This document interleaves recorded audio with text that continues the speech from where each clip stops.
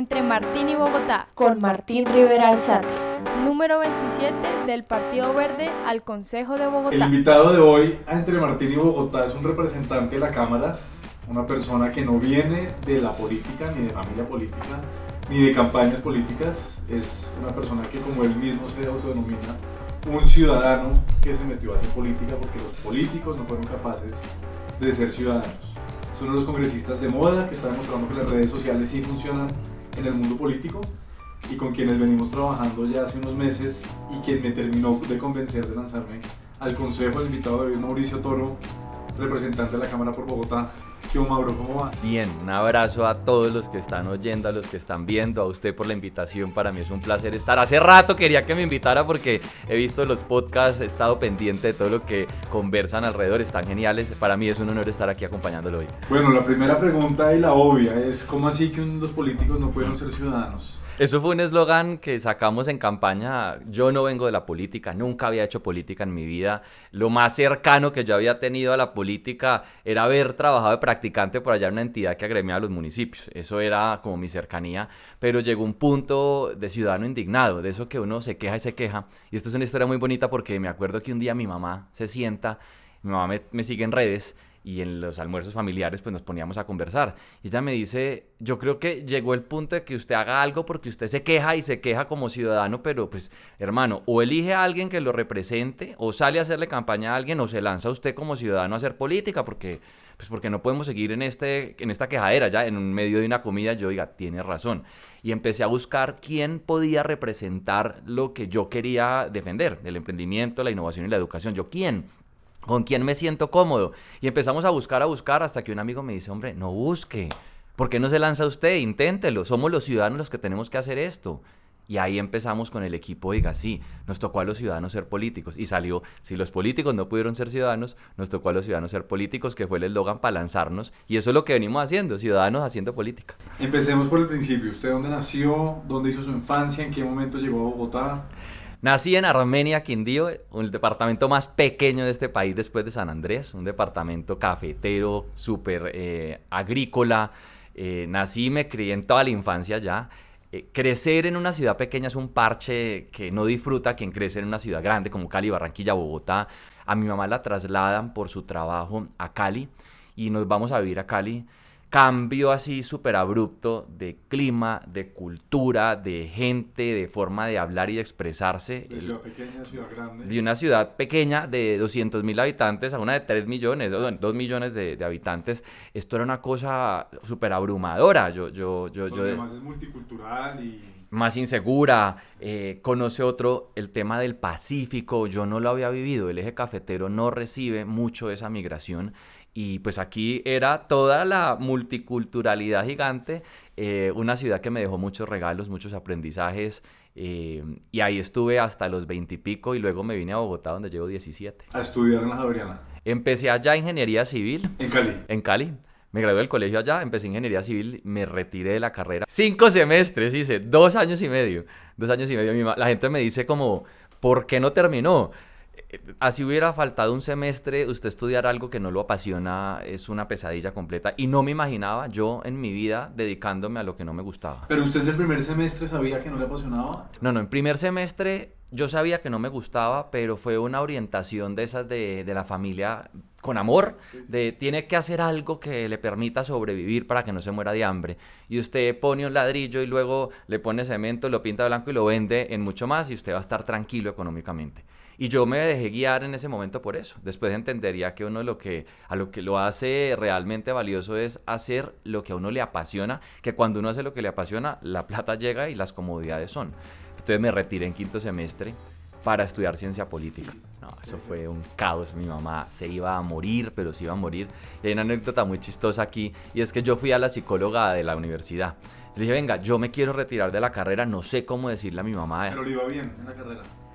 Soy muy malo en matemáticas, entonces había tenido que secundiar 2 cálculos, termodinámica y mecánica de fluidos, o sea, esto era duro. Entonces yo fui y le dije a la psicóloga: venga, yo vengo diciéndole a mi mamá hace rato que me quiero retirar, pero ella me dice: no, hay que intentar, hay que perseverar, pero es que esto no es de perseverar, sino que no me gusta. ¿Cómo hago para decirle a ella que me quiero cambiar de carrera? Porque lo voy a hacer sin que se alerte. La psicóloga me dice: mire, La crisis más grande de los padres es que un hijo diga que se quiere retirar de la carrera y no sabe qué va a hacer. No ha tomado una decisión de qué quiere ni lleva una propuesta. Eso no lo vaya a hacer. Piense qué quiere hacer y luego le lleva esa propuesta. Yo muy juicioso hice esa vaina. Investigué comunicación social, administración de empresas, que me encantaba, ciencia política, y me enteré ahí en ese momento de análisis y me enamoré y dije, esto es, la ciencia política me permite ser buen comunicador porque me enseñan eso. Pero además sé de un énfasis que tienen en gestión pública, que es gerencia, que me gusta gerenciar, pero además pues es la carrera para transformar la realidad de lo que yo quiero hacer. Me fui para Armenia, yo vivía en Cali, solo. Y voy y le digo a mi mamá en una reunión donde la saco a ella y le dije, mamá, vengo a decirle que me retiré de la carrera, pero para que usted esté tranquila, ya sé que voy a estudiar ciencia política en Bogotá, en la Javeriana.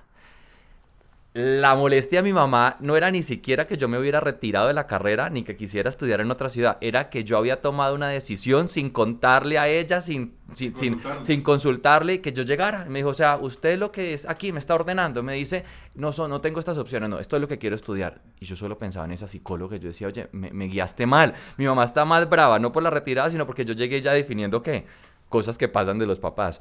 Y luego pues ella me dijo, si usted quiere aguantar hambre y pasar necesidades, estudie eso. Entonces me dediqué a estudiar eso. Después entendería que era lo que me apasionaba y ahora es la más orgullosa diciendo que estudié esto. Nunca estuvo orgullosa. ¿Y llegó a Bogotá a vivir por primera vez? Llegué a Bogotá a vivir por primera vez. Pues la conocía, tenía gente conocida, amigos, primos. Nada, yo había venido a Bogotá, yo cuando chiquito sufrí de hipermetropía con astigmatismo. Entonces el tratamiento me lo hacían en la clínica Barraquer. Entonces yo venía muy pequeño a Bogotá, una vez al mes me hacían el examen y me devolvía. Tengo un recuerdo muy bonito de los tranvías, de los trolebuses. Me tocaron los trolebuses y verlos en ese momento estando yo muy pequeño. Tengo otro recuerdo espectacular de recorrer la ciudad con mi papá mostrándome cómo esos trolebuses descongestionaban y ayudaban, que en Armenia pues siendo tan pequeña no se necesitaba. Y un recuerdo muy doloroso de por los días de la toma del Palacio de Justicia. Habían pasado 8 días cuando nos tocó venir y mi papá me llevó a ver toda esa área, olía todavía a quemado, toda la cuadra de la Plaza de Bolívar, eso estaba cercado, pero todavía se sentía el olor a quemado de todos los muebles y lo que hubo allí, pues de las víctimas, se sentía esa energía. Estando yo muy pequeño tengo ese recuerdo de mi papá y esa era la avenida Bogotá, tanto así que cuando yo me vine, pues yo no conocía Bogotá, no tenía ni idea, o sea, yo llegué a vivir detrás de la Universidad de La Salle, en Chapinero. Yo no sabía para dónde era, al sur, norte, izquierda, derecha. Entonces ese día llegué a caminar para ubicar la universidad y devolverme. Usted estudió ciencia política y actualmente es representante de la Cámara. Así es. De alguna manera hay una relación entre lo que estudió y lo que está haciendo hoy. Que nunca ejercí. Que nunca ejerció como politólogo. Nunca. Pero, ¿qué hizo una vez se graduó? ¿A dónde se metió y por qué terminó siendo emprendedor y cómo fue esa experiencia? Siempre he sido emprendedor desde pequeño. Me ha encantado emprender.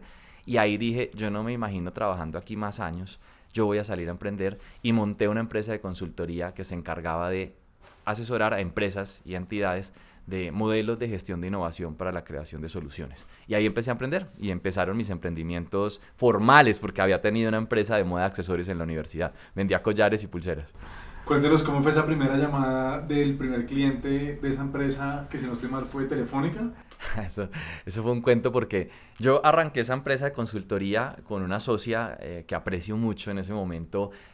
Creamos la empresa y yo le dije, yo creo que ya podemos asesorar con lo que sabemos y hemos aprendido. Ella era diseñadora de productos y servicios en el sector privado, yo era innovador social. Yo creo que nosotros podemos solucionarle problemas a muchas empresas. Por esos días había sacado de la revista Dinero el top de las 500 empresas más grandes de Colombia. Entonces yo arranqué la página, la pegué en un vidrio así como este, donde teníamos un escritorio compartido en el balcón de mi casa, y le dije a ella, tenemos que trabajar este año por lo menos con 10 de esas 500 empresas. Es decir, en 3 años debimos haber trabajado mínimo con 30 de las 500 empresas. Y hay que empezar pues a llegar. Y ¿qué hacemos para llegar? No conocemos a nadie, estábamos jóvenes pero con muchas ganas. Y yo le dije, pues llamando, ¿no? Y ella dice, pero ¿llamando a quién? No conocemos a nadie. Y yo le dije, pues llamando a la empresa a preguntar por el presidente, hagamos un scope de la empresa, un análisis de sus dificultades y problemas y le proponemos una solución, a ver si pasa. Y ella me dice, como, eso no va a pasar, o sea, vámonos a pensar otras cosas. Y yo un día dije, no, eso tiene que servir. Entonces cogí el teléfono, busqué el directorio, Lo que hago es llamar a presidencia, me contesta una secretaria, yo le digo, hola, hablas con Mauricio Toro, presidente de la firma de la que estamos hablando, que había creado con ella. ¿Quién iba a saber que era una firma pequeña que acabamos de crear? En algún cóctel me vi con el doctor, el nombre del presidente de ese momento, y le dije, ustedes están perdiendo 40... Usted no se había visto con el señor. No, sabía el nombre y sabía que yo había estado en eventos y que yo lo veía ya siempre, en eventos de innovación, y yo decía, yo nunca me le acerqué, pero yo lo veía ahí. Entonces yo dije, yo le dije, vi a Pepito Pérez, el presidente de la compañía, en un evento, ustedes están perdiendo entre 100 y 150 millones de pesos mensuales por un error que tienen en atención al cliente. Yo les podría ayudar a ahorrar 1.500 y él me dijo que lo llamara y lo estoy llamando, pero boté la tarjeta. Y ella me dice, ay, venga, ¿usted cómo se llama? Pues yo le voy a preguntar a él, deme sus datos, yo lo llamo cuando lo hable con él. Colgué y yo, no, esto no va a funcionar. Juliana se quedó mirando y dijo, bueno, lo intentaste. Pasaron 3 días, yo me estaba bañando en mi casa, vivíamos con mi mamá, vivía yo con mi mamá, cuando llaman la señora, le dijo al señor, el señor dijo, yo no me acuerdo, pero eso está muy interesante, o sea, esa cifra está muy interesante, llámelo. Ellos ven tanta gente en cócteles que imagínense. Llámelo. Entonces la vieja llamó, yo le había dado mi teléfono fijo, que era el de la empresa, en mi casa. Pues obviamente llama. Entonces contestó la señora que nos ayuda en la casa.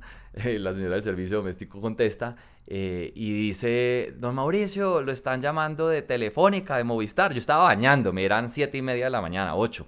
Y yo, ¿qué de Telefónica? Y mamá, preste a ver que eso es que se volvió a atrasar en la mensualidad del celular y ya no lo pagó.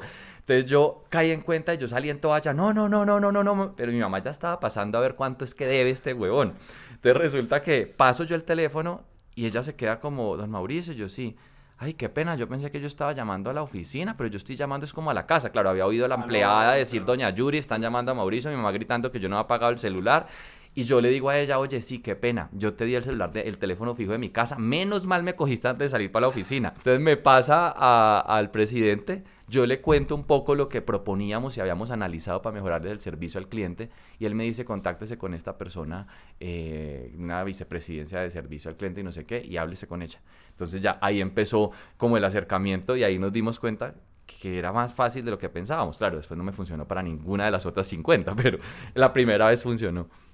¿Cuánto tiempo duró emprendiendo o digamos en el sector de la innovación antes de tomar la decisión de nos tocó meternos a hacer política?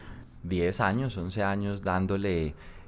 Fui docente universitario, me metí a la Javeriana, me metí al CESA y pues escribí un libro sobre innovación para pequeñas empresas, cómo las pequeñas empresas podían transmitir innovación desde su marca. Muchos emprendedores son muy innovadores, pero cuando ves la marca y cómo lo comunican, pues no parece. Entonces, ¿cómo lo lograban hacer? Ese libro lo escribí con mi socia. ¿Qué se llama? ¿Qué transmite tu marca? Estrategias para la innovación desde la comunicación. Ahí ponemos el link para que lo busquen. Para que lo busquen, está en la Librería Nacional y está en la Panamericana, creo. Si quedan todavía. Entonces, se demoraron en salir, en vender a nuestro primer libro, pero era muy bonito como materializar eso. ¿Qué tanto se parece hacer política con emprender?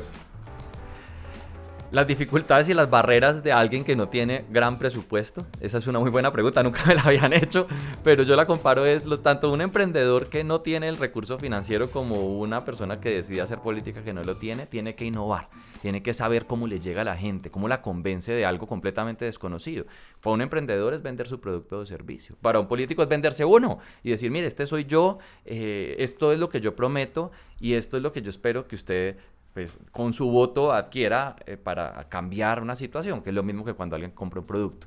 Entonces eso es muy parecido, cómo posicionar algo, cómo mantenerlo vigente, cómo crecerlo y demostrar que funciona y proteger esa marca para lograr más personas que quieran un cambio. Al final, los dos son muy parecidos. Yo emprendí en política, apliqué lo que había aprendido en emprendimiento. ¿Cómo ha sido ese proceso interno? ¿Cómo ha sido entender cómo es que funciona la política? Convencer a personas que no piensen como usted en apoyarlo en ciertos temas y empezar a demostrar que la política bien hecha sí tiene sentido y tiene un impacto en todos. Ha sido todo un aprendizaje de recolección de historias gigantes. A mí me pasó algo muy particular y es como las banderas nuestras eran el emprendimiento, la educación y la innovación. Hay un voto muy particular dentro de eso, es un voto más, digámoslo que de centro derecha, si es así. Cuando uno habla de temas muy puntuales frente al tema de derechos civiles, paz, medio ambiente y demás, ahí se agarra como uno de centro izquierda, digámoslo así. Y luego todo eso está empaquetado en una sola propuesta. Entonces nos pasa mucho que con algunas propuestas del lado de allá dicen, pero ¿qué es esto? Y toca ir a decirles, mire, es que esto también, esto no es de colores, sino esto es de extremos, esto es de propuestas y apuestas. Y lo mismo al otro lado. Y entonces trabajar con un grupo heterogéneo de personas es un reto bastante complejo cuando uno es de centro, distinto a quienes están en las orillas, que ahí no tienen esos choques constantemente con propuestas. A nosotros nos toca hacer mucha pedagogía para explicar el porqué de nuestras posiciones. También el reto de haber salido de un lugar que no conoce esas dinámicas políticas a imponer un ritmo distinto implica una lucha interna dentro de la política tradicional. Y eso también ha sido súper costoso, emocionalmente hablando. Hay días que uno se sienta, mira para el techo y le dan ganas de llorar, de decir, Dios mío, es que necesitamos más para cambiar esto. Cambiar esas viejas estructuras cuando uno llega es muy difícil y eso ha sido un aprendizaje gigante. Se puede, lo hemos venido demostrando. Por fortuna también la gente en estas elecciones eligió gente muy buena en la Cámara de Representantes. El 60% es nuevo. Mi partido tiene gente increíble que no me ha dejado solo en esa misión. Pero el choque emocional de ver un político de los tradicionales, mañosos, que llevan mucho tiempo ahí, cuando tú llegas a hacer control político, cuando llegas a ponerles el reflector encima, eso les molesta y les asusta y se van contra ti. Desde lo personal hasta lo descalificativo, y eso casca durísimo. Ese ha sido un aprendizaje. Resistencia, persistencia, rodearse de amigos y familia para que ellos le den el ánimo a uno de seguir. Y si no es por la gente que vota por uno, que le dice a uno, siga que no nos vamos a dejar, yo creo que yo no estaría ya aquí. ¿Y usted cómo ha sentido ese apoyo en la calle, cuando ha hecho reuniones? Maravilloso, genial. Yo vivo súper agradecido. Las rendiciones de cuentas, hemos hecho 2 rendiciones en un año, que es lo mínimo que uno les pide a las personas que uno elige. Y es que le cuenten qué están haciendo, pero que se tomen el trabajo de hacer un evento, de verlo a uno, que uno les pueda hacer preguntas y ellos a uno. Esto es físico. Y que me acompañen. Eso también es una responsabilidad ciudadana. Sí, o sea, si el político hace la rendición y llegan 8 o 9 personas, está fallando la ciudadanía. Ahí tenemos una falla. Pero si uno logra que como ciudadano haciendo política se haga una rendición y los ciudadanos vayan, esa fórmula es ganadorcísima. Hemos tenido eventos de 120, 130 personas que nos han acompañado, que van y proponen, que preguntan, que regañan o que animan, y eso para mí es genial. Ese picnic de voluntarios, por ejemplo, madrugar 9 de la mañana, la gente después de un fin de semana de trabajo, cansados, otros de fiesta, y llegar allá, pues es como un apoyo y un decir, sí se puede, se vale y tengo una responsabilidad enorme. Eso también genera pavor y susto. Cuando uno los ve allá, uno dice, Dios mío, hemos logrado cambiar la perspectiva y la mirada de la gente hacia la política. ¿Cuáles considera usted que son las ideas transformadoras que estamos aplicando en este momento? Por lo menos ustedes del Congreso, que está haciendo para que tengamos una mejor sociedad, un mejor país. Lo primero es reunir gente joven que empiece a hacer presión ciudadana frente a las propuestas que tenemos.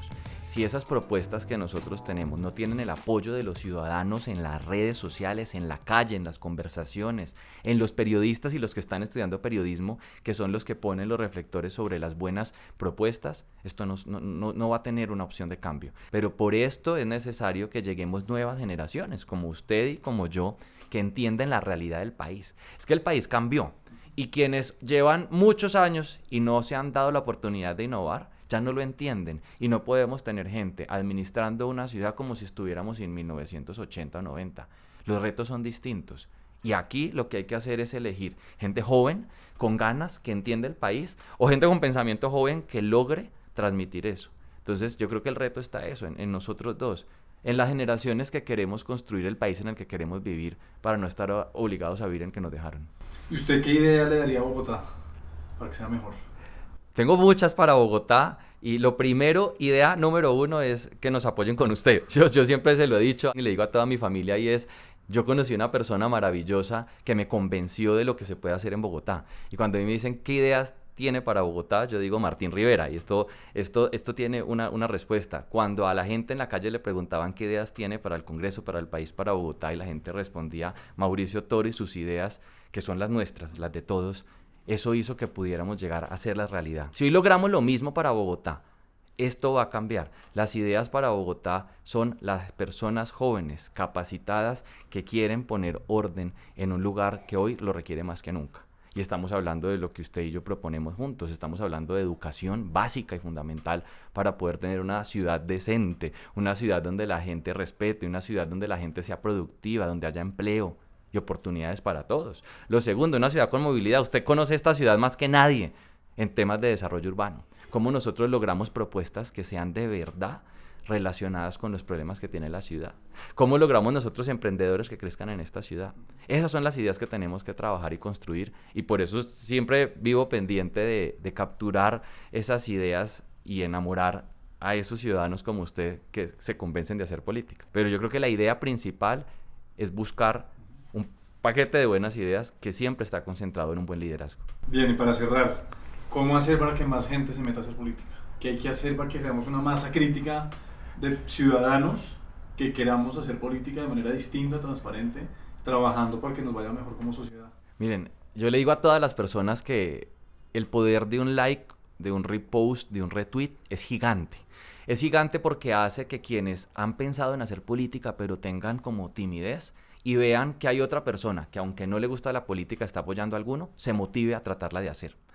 Porque además eso permite potencializar las ideas de quienes están haciendo esa política y defendiendo sus derechos, y cuando uno como ciudadano ve que eso sí pasó, le cambia esa concepción de, oiga, la política no sirve, no, así sirve, y empieza a hacerlos sentir poderosos y a poder decir, ahora quiero votar en el siguiente por alguien chévere, y la gente empieza a googlear, a buscar. Cuando el primero cumple, luego esto se viene en una cadena gigante de gente. Entonces, lo importante aquí es que todos los ciudadanos empecemos a apoyar a quienes quieren hacer política y la están haciendo. Y eso empieza a generar otras motivaciones en otras generaciones. Mauricio, muchas gracias por el espacio. Como pueden ver, un ciudadano que se atrevió a hacer política, que la está haciendo de manera distinta, transparente. Muchísimas gracias por compartir su historia, por ser parte de este equipo, por apostarle para sacar adelante no solo esta campaña, sino que seamos capaces de invitar a más personas a que se sumen a ser parte de este trabajo político. Gracias a usted por atreverse, por intentarlo, por creer, por dejarse convencer un poquito, que usted estaba convencido, por dejarme empujarlo, por acompañar esos sueños de tantos ciudadanos que quieren hacer un cambio y en realidad, a lo que digo a la gente, por decidido, porque esto requiere mucha decisión. Le deseo mucha suerte en ese camino y gracias por la invitación. Yo hace rato quería venir, como dije al principio. Bueno, muchas gracias. Ojalá compartan esta entrevista. Seguiremos teniendo más invitados. Esto fue Entre Martín y Bogotá. Vamos con Martín.